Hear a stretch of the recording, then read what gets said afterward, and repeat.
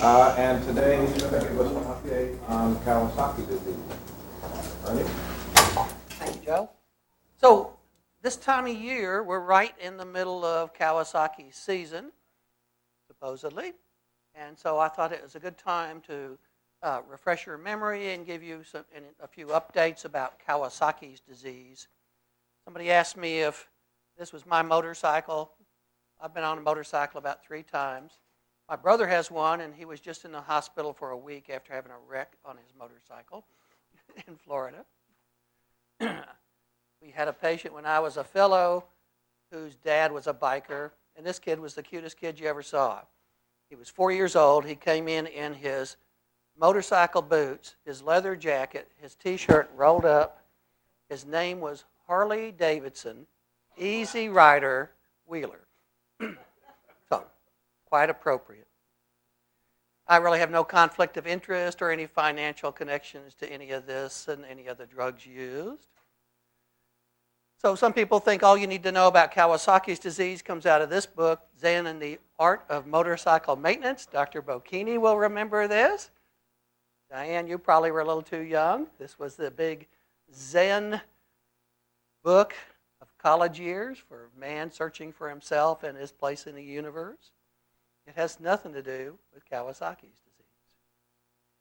So Kawasaki's disease is an acute, self-limited febrile illness with inflammatory vasculitis, still of unknown etiology. Multiple studies trying to track down the cause still has not pinned it down. It occurs predominantly in infants and young children. Been around for a while, initially described by Dr. Kawasaki back in 1967. There were cases of Kawasaki's prior to that time, went by a variety of different names. One of the things they used to call them was polyarteritis nodosa. And it is now the leading cause of acquired heart disease in the U.S. and developed countries. So you should know about this as a pediatrician. It occurs most commonly between 6 months and 5 years. And so 85% of the patients usually will present by 6 years of age. It can occasionally show up later in life. More likely going to show up before 6 months than later if you start looking at statistics. It accounts for about 25 hospitalizations out of 100,000 children of 5 years or less in this country, and about 10 times that much in Japan. A little bit more common in boys. There is a very small recurrence rate. That recurrence rate has remained stable over several decades. And it results in a case mortality rate in this country of 0.17%. A little bit more in this country, actually, than over in Japan. There's been a lot of associations trying to pin down causes of Kawasaki's, such as preceding respiratory infections, association with carpet cleaning or pulling up carpets, living near bodies of water, eczema, use of humidifiers. But these have all been inconsistent and really haven't panned out.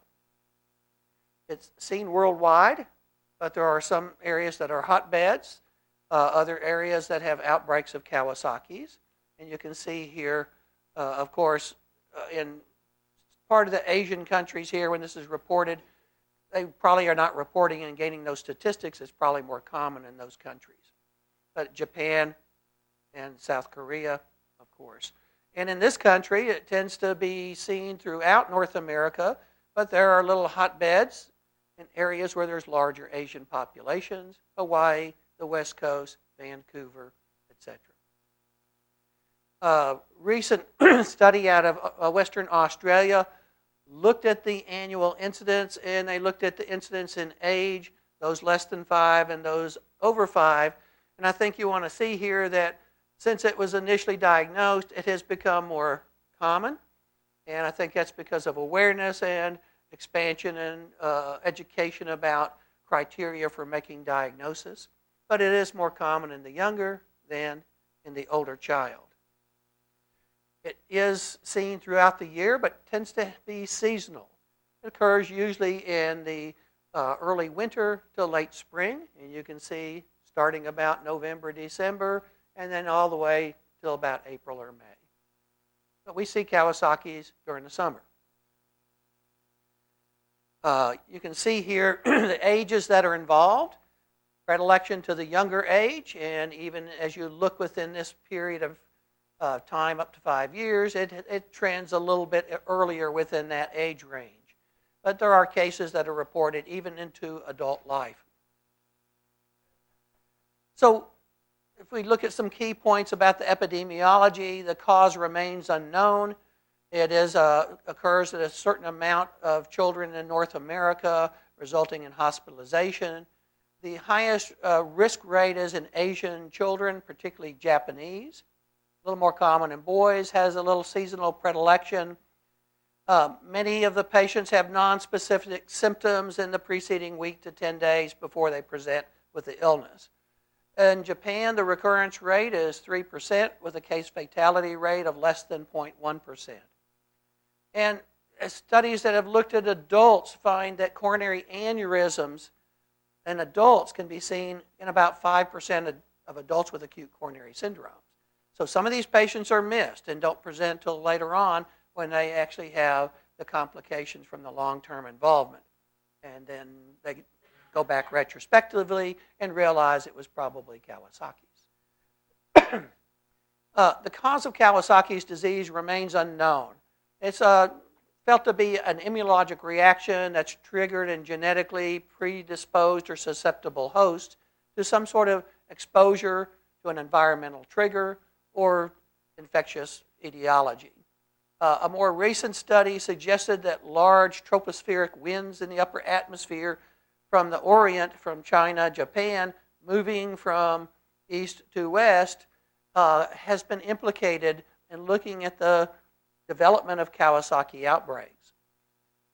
There's been controversy whether it's a conventional infectious agent that sets this off versus a superantigen-mediated process. And as time's gone by, the former, the conventional infectious agent, has probably been felt to be the more likely cause. There are a lot of immune mediators and inflammatory mediators. They are reacted here, but probably not from a superantigen. Excuse me. And if you think about it, it's got a lot of features that are like conventional infectious agents. So it's similar to things like scarlet fever, and it's seasonal in nature, occurs in an age range where children are always picking up infectious agents, and it has both endemic and epidemic type properties.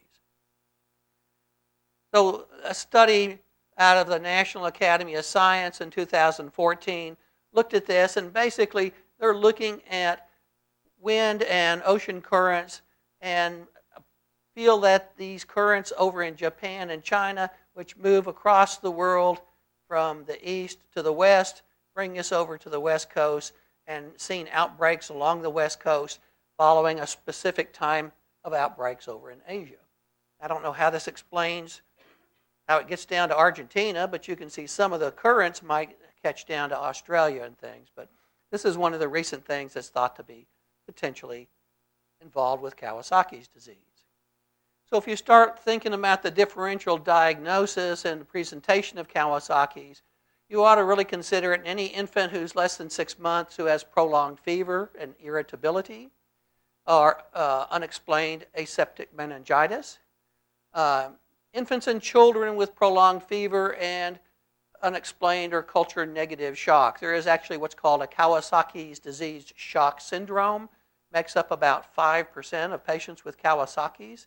And these patients basically come in and they look like septic shock and are found to have acute inflammatory kinds of a surge reaction from the inflammation with Kawasaki's. So as you're in the PICU and you see kids in this age range that you're evaluating for shock, often you're getting an echocardiogram to look at function. Be sure that you tell them to be sure to look at the coronary arteries while they're at it.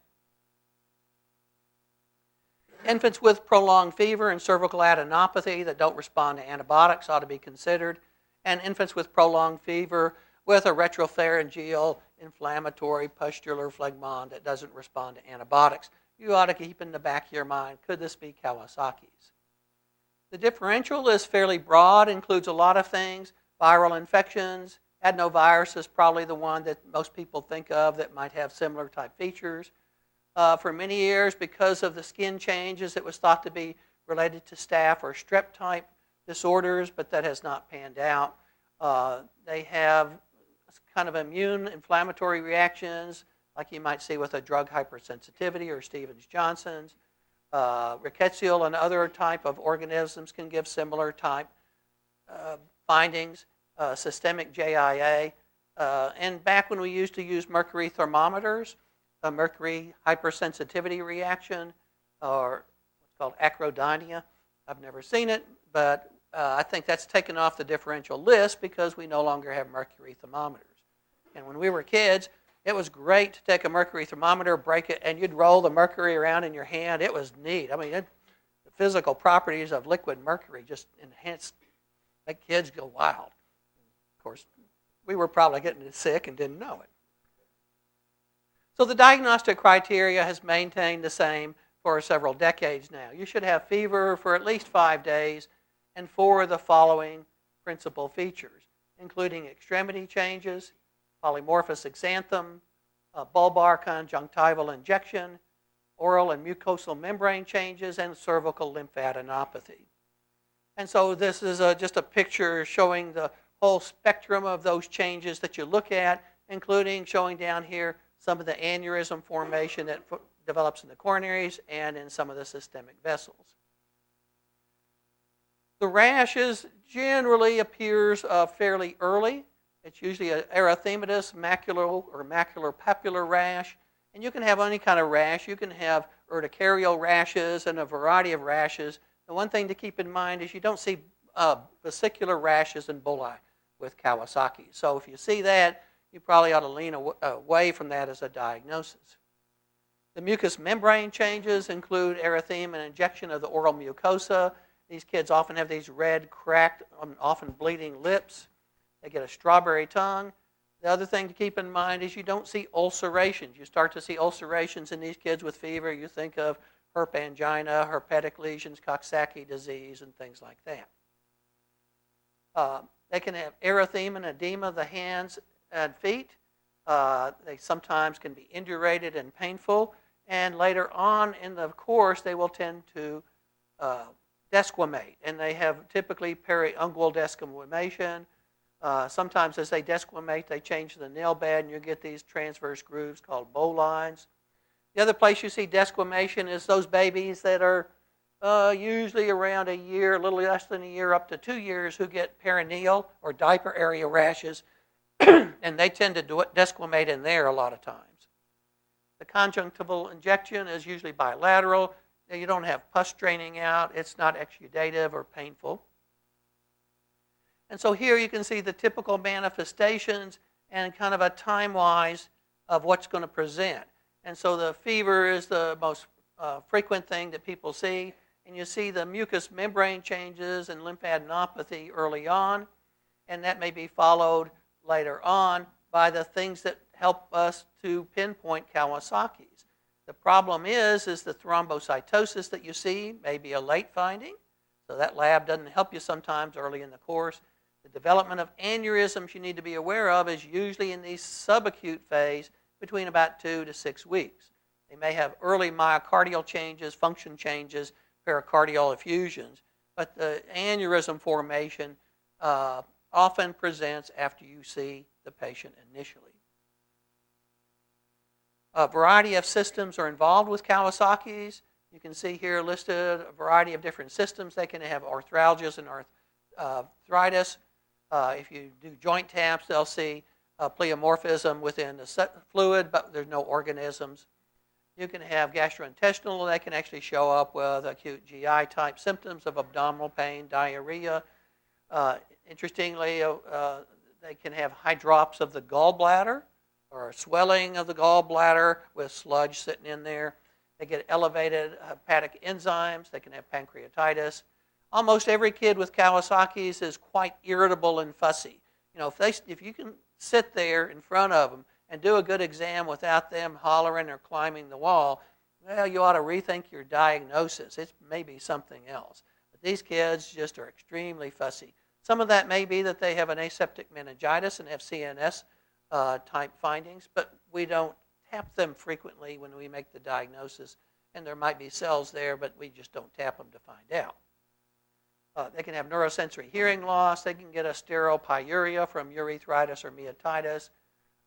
If they've had a BCG for TB, they can have reactivation of that. They can have uveitis, and sometimes they'll have nonspecific kind of pulmonary findings along with it. A variety of laboratory findings can be seen. You can see here a whole list of things. Most of these are fairly nonspecific, such as the leukocytosis, anemia, hyponatremia. But the things that you really want to pinpoint on here is you need an elevated acute phase reactants. If you don't have that, you need to rethink your diagnosis. Thrombocytosis helps. They can have very high platelet counts, up to 1 million or more, but this may not develop for 10 to 14 days or more. So you really like to make your diagnosis and consider treatment before that time. And then you can have sterile pyuria and elevated liver enzymes and transaminases. There's not been any real good studies of people. It's inconsistent who check cardiac enzymes and BNP. They can be elevated, but these are not a routine test that's done unless it's thought that they have myocarditis as a component of that. But you have to keep in mind some of these because these are within the diagnostic criteria, particularly if you're dealing with incomplete Kawasaki's disease. So if you meet those criteria, just like Jones criteria for rheumatic fever, to some extent that's a criteria that, yeah, I meet it and I can make the diagnosis, but realize it's a diagnosis of exclusion. You've got to make sure there's nothing else that's giving you all these findings. But they don't all meet the criteria. So what do you do if you have just a few of the 5 criteria, not 4 out of 5?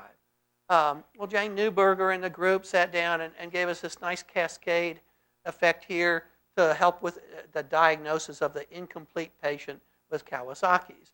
And so if you have this fever for 5 days and only 2 or 3 of the criteria, you assess the patient. And if you really think it's not Kawasaki's, you just follow them and continue to see what the course it takes. If you think it might be Kawasaki's, look at the lab. If the CRP and SED rate are not elevated significantly, you probably are not dealing with typical Kawasaki's. You would just follow them. And if the fever continues, you reassess. If you follow them and the fever goes away and later they get typical desquamation, then you do an echo and consider they probably had Kawasaki's. If you have a variety of labs that are elevated, CRP and SED rate are high, then you look at your other supporting laboratory criteria. If you meet it, you go ahead and do an echo, and then you would consider treatment. If you don't have it, if you meet it, you can actually treat and get an echo. If you don't, you get an echo, and then if the echo is supportive, you go ahead and treat them. But every one of these goes down, come back, and reassess at a later time. We've seen Kawasaki's in infants who've been here with a febrile illness, and it was 2 months later, they're still having fever, and at that time we see coronary aneurysms. Not common, but we've had 1 or 2 cases like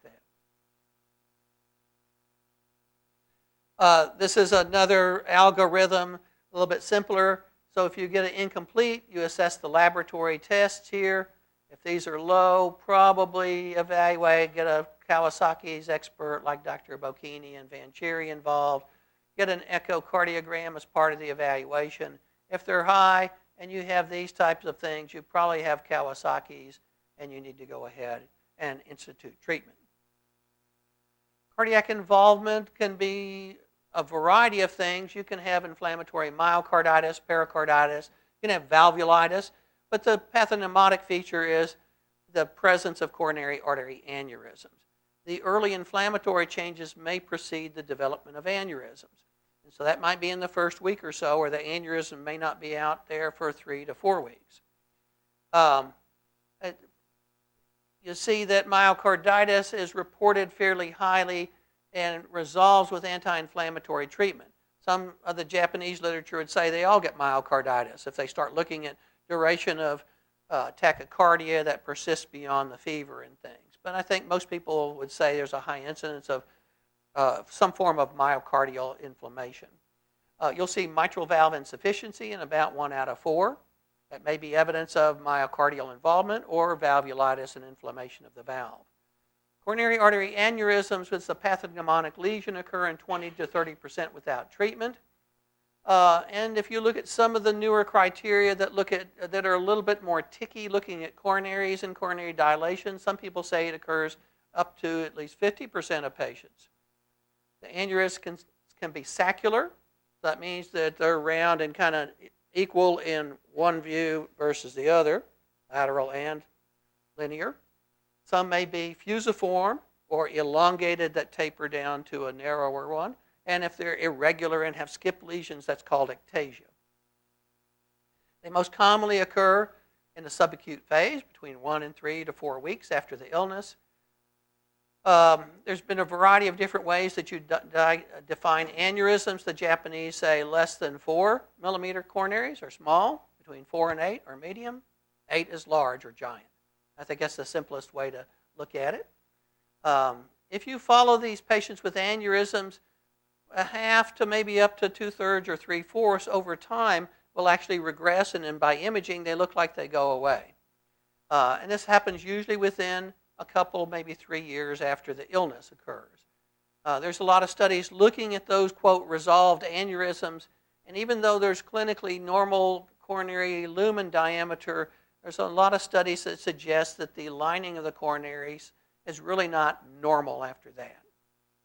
Large aneurysms, those that are 8 millimeters or more, are particularly prone to having complications. And so there's a variety of ways that you can look at the coronary size. Jane Neuberger, a number of years ago, came up with some nomograms looking at standard deviation for coronary related to body surface area. More recent ones look here at coronary artery size and assign Z-scores to them, looking at both sex and location of the coronaries. And if you go by Z-scores, your classification can be a lot more sticky. This may pick up some that may not really be aneurysms, but it really catches the majority of those. So if you have a Z-score less than 2, you think there's no involvement. If it's 2 to 2.5, well, you realize some normals are going to fall in there, but they would call that coronary dilation. If it's an aneurysm that's small, it's 2.5 to 5 Z-score, medium or 5 to 10. 10 or more are considered large or giant aneurysms, or a specific diameter of 8 millimeters. So what do you do if you suspect Kawasaki's disease from a cardiac standpoint? Well, there's different ways you can evaluate them. Initially, we usually get an EKG and an echocardiogram and Doppler study, and that's the most common thing, easily available, can be done, non-invasive. And the thing you have to realize, this is an age range where these kids, particularly when they're irritable and fussy, might require sedation to be able to get good imaging. You repeat the echo Doppler usually 1 to 2 weeks out after you initially get it, and then 6 to 8 weeks. There are recommendations you look at them for a year, but that's been shown to probably be unnecessary, because if they're negative at 6 to 8 weeks, they never have found anything that far out.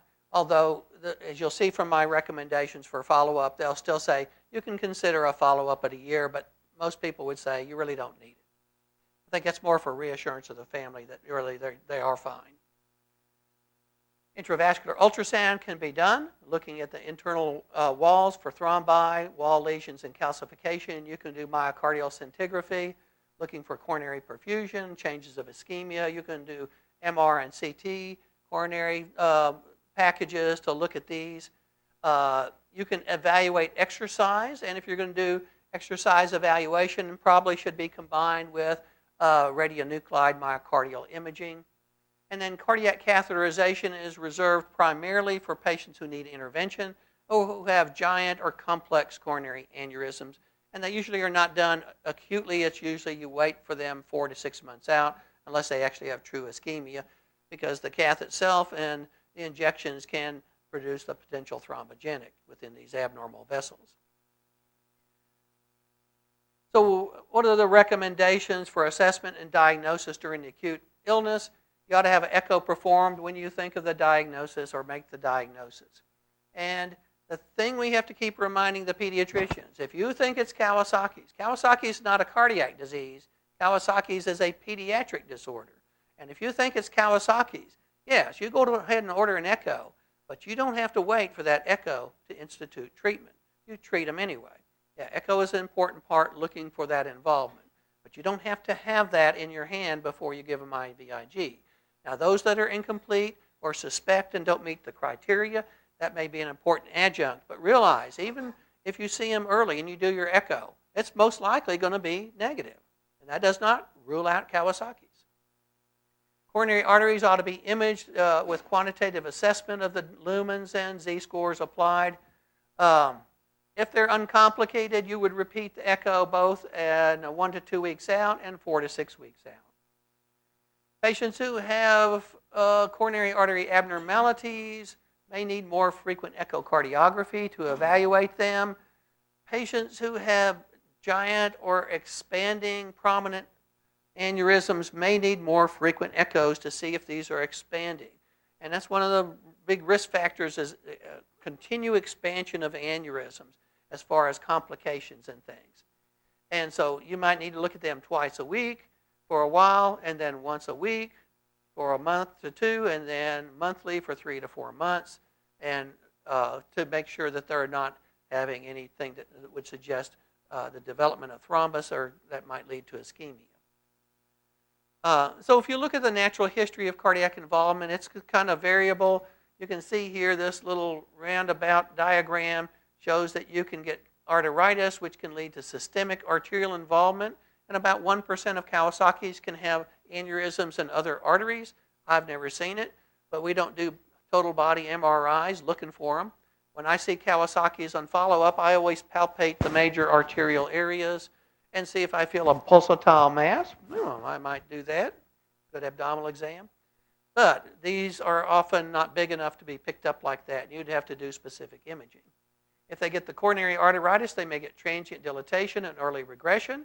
They may develop aneurysms, and about half of those will regress over the next 1 to 2 years. Some of these aneurysms can lead to ischemic changes and eventually lead to myocardial infarction and the potential for a fatality. They can also get inflammation that involves the heart in other ways with myopericarditis and valvulitis. So you may see this type of thing. You may see the transient dilatation that goes on to normal. You may see the development of aneurysms that, quote, regress, but you look here, you see the lining of the coronaries doesn't look normal even after the regression. Or these aneurysms may develop thrombi, which lead to obstruction, stenosis, scarring, and potential for ischemia. Rarely do you see aneurysms rupture. There's been reports of very large aneurysms that have ruptured. Kato, a number of years ago, looked at a large number of Kawasaki's out of Japan and looked at their natural history. And he looked at 2 different ways. Here's a list that shows that you can see coronary aneurysms as well as transient dilatation. You add these up, you're talking about 30-some%. Higher in the aspirin era, lower when they started using IVIG. A small percentage of other aneurysms, valvular lesions, pericardial effusions were seen in about 10%. Myocarditis in this series was about 30%. And they had a case fatality rate of 0.5%. And this just looks at the same thing. We see Kawasaki's, normal coronaries go down here, aneurysms, regression, aneurysms that go on to developing area of stenosis or obstruction with myocardial infarction, and eventually can lead down here to fatality. But luckily, that's a very small proportion of Kawasaki's, particularly in the IVIG era. So some of the points about pathology, realize it involves primarily the muscular arteries with necrotizing arteritis, vasculitis, and myofibroblastic proliferation. It's the large or giant aneurysms that usually don't resolve, regress, or remodel that are the higher risk ones that can lead to occlusion and thrombi and rarely rupture. Aneurysms may develop luminal narrowing and thrombi over time and become eventually stenotic. Atherosclerotic features are not characteristic for Kawasaki's. And the good thing is Jane Newberger, who's the guru of Kawasaki's in North America, I was at a meeting a couple years ago, and she was presenting some coronary data. And the thing that he found is the midterm results of Kawasaki's that have small aneurysms that regress or that don't have aneurysms or transient dilatation, they find that they really are not developing early coronary heart disease in young adults after following them for 20 to 30 years. Pericarditis and myocarditis result from subacute or chronic inflammation, and this is usually concentrated, though, still around the coronary arteries.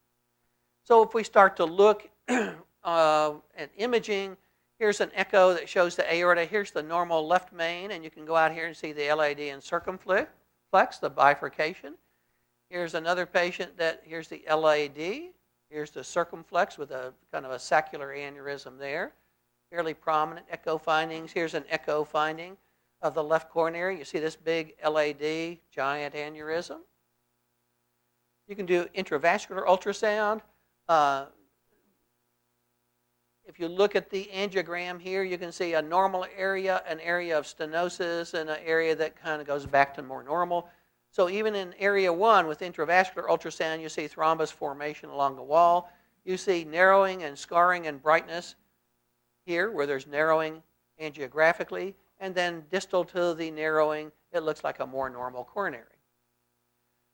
You can do CT or MR imaging. Here's an example of CTA and a spiral CT that shows changes out here in this right coronary, and here you can see a 3D reconstruction where you see more fusiform, irregular, ectatic lesions in the coronary. Angiogram is reserved for specific patients, but they can easily show the coronaries. Here's a big LAD aneurysm. Here's a right coronary aneurysm with a fusiform, ectatic changes. Here's another example of some proximal aneurysms in the left coronary system by cath and angiography. So what about the treatment? Treatment goes to a variety of different things. Initially, this was thought, it's inflammatory. And so when they first started seeing Kawasaki's and thinking about treatment, they said, we're going to use inflammatory drugs. And so aspirin was utilized. And you can use high-dose aspirin, 80 to 100 per kilo per day in divided doses. And then you can use low-dose aspirin or antiplatelet doses at 3 to 5 per kilo per day, given once a day. And the thing about aspirin is, excuse me, it doesn't change the development of the coronary aneurysms. They found that that did not work. And so it will sometimes shorten your clinical course, shorten your duration of fever, make them feel a little bit better a little bit earlier, but it really doesn't affect the main problem with Kawasaki's. If patients have coronary aneurysm, you keep them on a low-dose aspirin. If they're on aspirin, people always ask you about the risk of Reye's syndrome. I've seen one kid who they thought had Reye's being treated with Kawasaki's, and that was 30 years ago. There is no association of Reye's syndrome with low-dose aspirin therapy. It's usually with the higher-dose aspirin therapy. But if you are using high-dose aspirin therapy, there's that association with influenza and varicella that gives you Reye's.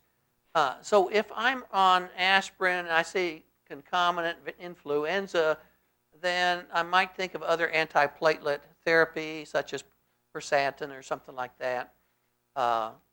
And if you continue the aspirin, patients who have not been immunized probably ought to be immunized against influenza, which they should be anyway. You should avoid ibuprofen and other NSAIDs while you're on aspirin because these can antagonize the platelet inhibition effect of aspirin, and it may make it not work so well. There's been papers recently that looked at the use of high-dose aspirin initially or starting on low dose, and I think that it's fairly clear that whether you start on high or low dose, the clinical course stays the same. Some of the immunologists would say the high-dose aspirin can have some immune effects that might be beneficial, but from a clinical standpoint, you can just start them on to antiplatelet effects, and you don't change the early clinical course. and particularly if somebody you're concerned about using high-dose aspirin in. IVIG, when it was initially came out, the protocol was to give it 4 days in a row at a smaller dose, but then they found that what you do is you give 2 grams per kilo IV over 10 to 12 hours and was more effective. There's been some studies looking at 1 gram. That's not as effective. You need a more frequent retreatment. The mechanism of how it works is not really known, but it's a generalized anti-inflammatory effect that modifies inflammatory mediators and the immune system. If you use IVIG, the chance that they're going to have aneurysms, if used in a timely fashion, drops from 20 to 30% down to 3 to 5%. And in particularly, it decreases the risks of large or giant aneurysms, which are the ones that are going to give you problems. All the studies looking at treating Kawasaki's before the 10th day of illness, but if they come in at 2 weeks and they're still febrile, still have elevated CRP, still look inflamed, then I would treat them. If they come in at 2 weeks and they have some coronary aneurysms and still seem like they have some inflammation going on, I would treat them. If they come in a month, they're afebrile, their acute phase reactants are normal, they have aneurysms, you're beyond that time probably where the aneurysms are going to progress, and treatment with IVIG is probably not going to be necessary. So you have to look for ongoing inflammation or think if they have active disease to make that determination whether you want to give IVIG and this treatment protocol after the 10th day of illness. If you give IVIG, you would avoid certain immunizations for a year afterwards. Patients who are treated with IVIG commonly will have some continued fever, but if you have continued fever after 36 hours or recrudescence of fever after 36 hours, that would be indication to consider a second course of IVIG, and that's necessary in about 10% of patients. So the recommendations that people who meet the criteria ought to be given high-dose IVIG within 10 days of illness. It's reasonable to administer it after 10 days if they have persistent evidence of inflammation and fever. Patients ought to get moderate or high-dose aspirin early on. It's reasonable, although there's no evidence that this decreases aneurysms. And generally in the patient who does not have coronary abnormalities, fever, or elevated acute phase reactions after 10 days, you really don't usually treat them with IVIG. Realize that the SED rate remains high after you give them IVIG, so a CRP is probably a better marker for the resolution of the inflammation. Steroids, in the early studies that were done by Kato and the guys over in Japan, they said, oh, let's give them aspirin, let's give them steroids. Those are anti-inflammatory. And they did an early study where they gave aspirin, prednisolone, aspirin, and steroids, and they found a higher incidence of aneurysms in the steroid and aspirin and steroid group. So they said, oh, steroids are bad, causes aneurysms. Never been able to be duplicated, and so that's probably was just kind of a coincidence. And subsequent studies have shown use of steroids can shorten the duration of fever, inflammation, and the Japanese feel like it prevents coronary artery aneurysms in the higher risk patient. Study by the NIH by Jane Newberger here about 10 years ago really felt it didn't give you a lot of extra benefit. But if they've had a second course of IVIG or they're needing a retreatment, people would consider using steroids at that time. So when you start looking at steroids as an adjunctive therapy, a single dose of methylprednisolone can be administered with the IVIG. In the first initial IVIG is not recommended. Administration of corticosteroids in a longer tapering dose together with IVIG and aspirin can be considered in patients who are high risk. And that's what some of the Japanese will do, put them on oral steroids over 2 or 3 weeks if they feel they're higher risk.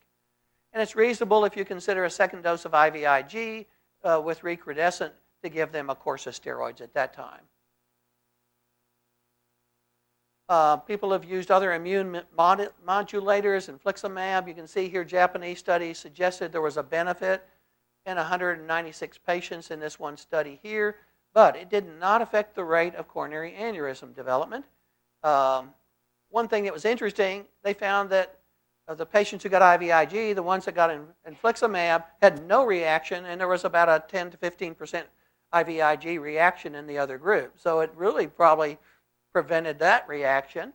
And it's felt to be safe but not overly beneficial. It will decrease the fever and inflammatory markers, but actually some of the more specific vascular markers are not affected by that.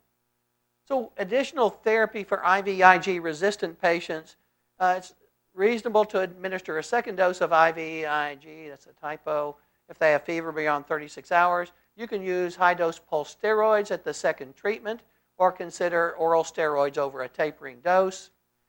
Infliximab can be considered the second infusion of IVIG or steroids. People have looked at cyclosporin, immunotherapy with monoclonal antibody therapy, cytotoxic agents, cyclophosphamide, plasma exchange. But the literature on these is very skipped small amounts that, yes, they help the inflammation, but it's not clear that any of these help decrease the coronary involvement. So here you can see, excuse me, other treatment options for resistant patients, including all these, gives doses. And these have been used as alternative therapies in a variety of patients, but these patients are the ones that have really sick, don't seem to be responding to anything. And so I think you would not go to these unless you really have a patient who doesn't respond with IVIG, aspirin, and steroids. So it's important to prevent thrombosis during acute Kawasaki's, and low-dose aspirin is used. If you have patients who have rapidly expanding aneurysms or large aneurysms, you ought to add further anticoagulation, either warfarin or low molecular weight heparin. Patients with an increased risk with large or giant aneurysms or suggestion of thrombosis might get triple therapy. So you might use aspirin, Coumadin, and consider Plavix or Prosantin on top of that. And you should avoid NSAIDs and ibuprofen because it may interfere with your aspirin effects. And so these are the kind of things. Here's a thrombus within a coronary artery. Here's the one that's actually has become stenotic. Those are the kind of things that you're going to worry about. And so if you look at the recent article, which is the one I'll reference to you at the end, and it's in the handout, long-term prophylaxis, basically it has a nice algorithm here. It's pretty busy, but what you do is if they have no involvement in coronaries or dilation only, you treat them for 6 to 8 weeks, and if their echo at that point is negative, you can stop aspirin treatment. If they have any kind of aneurysms, whether they're there and regress or whether they persist, you always kind of give them aspirin. The ones that have moderate to larger aneurysms, you start considering the use of low molecular weight heparin or warfarin. Medium aneurysms that resolve and go back to normal, you probably don't really need that. And then antiplatelet therapy, in addition to aspirin, things like Plavix and Prosantin ought to be considered in the higher risk, the larger aneurysms and things. Also out here it lists beta blockers and statins. Beta blockers in the more complex aneurysms that have evidence that might be increased risk for ischemia can be considered. And lately they've looked at statin use. So if I have any kind of aneurysm, it says empirical therapy with statins might be considered. Not a hard, fast recommendation, but they're starting to say, well, if you've got aneurysms, maybe we ought to be very aggressive in preventing atherosclerotic changes on top of these. You can risk stratify them. Here it shows the risks. 1 is no involvement, 2 is dilation only, 3 is small aneurysms, 4 medium, 5 is large, and they're subclassified by whether they regress. And then there's this very complex algorithm looking at long-term assessment going by their risk categories and things. So if they have no involvement or they have transient dilatation and they have their negative echo at 6 to 8 weeks, they probably need no follow-up. It will suggest that you counsel about healthy lifestyles and promote routine activity and things. They do suggest follow-up at 1 year is reasonable, but it's not really a hard, fast recommendation. If you have aneurysms, it starts to get a little bit more complex, depending on the degree of aneurysms. So most of them are going to be followed on an annual basis, but if you have more complex aneurysms, you may be seeing them 2 to 4 times a year. If you start looking at inducible myocardial ischemia, as you start to get up here where they have aneurysms, they start saying, well, anywhere from 1 to 4 years, you might consider a variety of different things looking for ischemia, such as nuclear perfusion studies, stress echocardiography, et cetera, and that only cath and the more extensive cardiac evaluations are only recommended down here in patients who have complex disease, but can be considered every few years for surveillance in those that have persisting aneurysms or moderate aneurysms. It's thought that they ought to have counseling to continue physical activity or restrict in certain cases, and reproductive counseling. There are a number of reports of Kawasaki's and mothers who have undergone pregnancies, and if they have really small to non-complex lesions, they have done well and not had any real complications. The ones that actually have prominent coronary problems, you treat them like adults with coronary problems. So physical activity, because they have Kawasaki's, the families are afraid to let them do stuff. So often they are restricted by the family or they're apprehensive to do stuff. So it's been looked at, and they're less than half, 50% active of their peers and other kids their age. So you ought to counsel them for physical activity. Patients who are on anticoagulation or antiplatelet activity ought to be counseled to avoid collision and contact sports of certain times. And you may allow certain things if they have protective equipment. And there are guidelines from the 36th Bethesda Conference that looks at congenital and other heart disease and arrhythmias in pediatrics and relates to sports. And you can see here, these are those recommendations. Patients with coronary aneurysms can continue antiplatelet, should avoid contact collision type activities. Patients with myocardial infarction or revascularization should be treated like adults with coronary disease. Collision sports should be avoided with those with antiplatelet activity.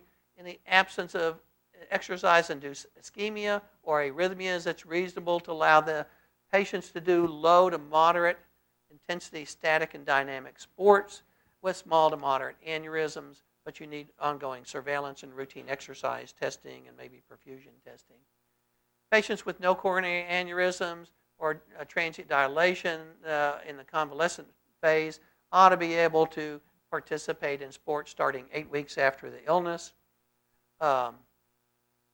And those that had transient dilatation probably ought to be considered for risk assessment every 3 to 5 years on top of that. There's a variety of reports that some of these patients end up needing invasive intervention. That can include coronary artery bypass grafting, catheter intervention with balloon dilation and stents. Recent studies saw that CABG had less recurrence if you do balloons and stents. Most of those come back and get something else later on. And this just shows different ages. This is out of 2004, looking at coronary artery surgery. And you can see small numbers, but even down to little tiny kiddos. So there's only one reference I think that you as a pediatrician probably ought to keep on hand at this point or have earmarked on your computer. And this is this last year's complete summary of Kawasaki's and the diagnosis and long-term management. That's where most of this information has come from. But I think it's a good review to really update you, a good resource. If you see a Kawasaki's, you just go open it up. It tells you what to do with them, tells you what you need to do for follow-up. And that's all I have to say. Questions? Comments?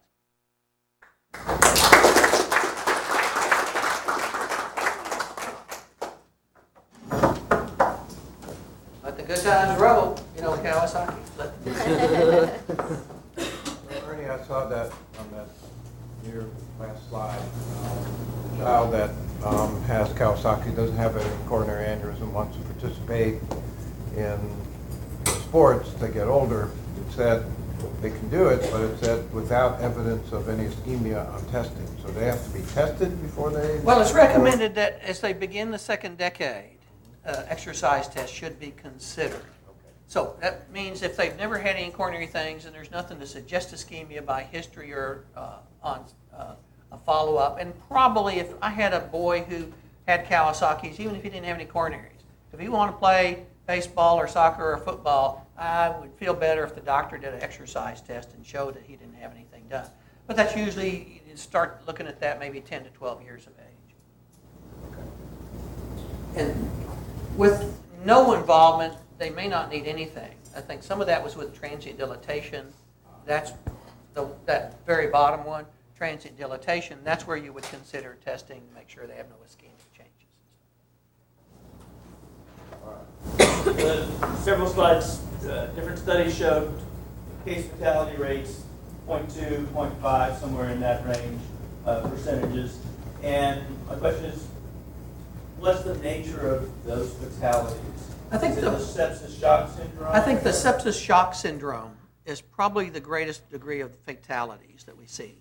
There are a few fatalities with acute coronary changes and stuff, but I think in this country particularly, they emphasize that the KDSS, Kawasaki Disease, septic shock syndrome, often those kids are extremely sick and they have a lot of the mortality comes from that. There are a few cases with coronary ischemia. I remember once we had a kid from Houston when I was in Arkansas. His dad was a pulmonologist, had aneurysms, was on Coumadin, aspirin, Plavix on triple therapy, had a stress test annually, had echo every 6 months, never had a positive stress test, fell over dead playing volleyball at a church picnic one day.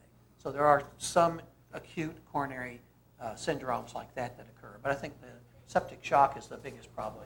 And it would seem that septic shock syndrome would be potentially very hard to recognize early on because it's going to look like septic shock. Septic shock, and you're going to be treating down that pathway, which often, it may be even too early to consider Kawasaki without 5 days of fever and other things. And so that seems like a very, very difficult diagnosis. It is. And so there, I think, for the residents and the students, carry that out whenever you're seeing these kids who have infantile or childhood sepsis in that age range. They're often doing echoes, looking at myocardial function, looking at for effusions, looking for vegetations and things. Really a good idea when you start imaging them to be sure that they look at the coronaries, And you call them for a septic patient here to come up and get an echo, and you say, sepsis. They don't know what to look for. They usually will come up and look at function. But as you order that, it always says other, say septic shock, evaluate function, evaluate for coronary aneurysms. And I think that the outcome does change if that's recognized and they're given IVIG early on. The inflammation and the shocky state really resolve much better than bacterial septic shock and stuff. So they actually, reports suggest they actually get better quicker if they get IVIG in that situation compared to the usual septic shock you see with a variety of different bacterial agents. Anything else? Thank you very much.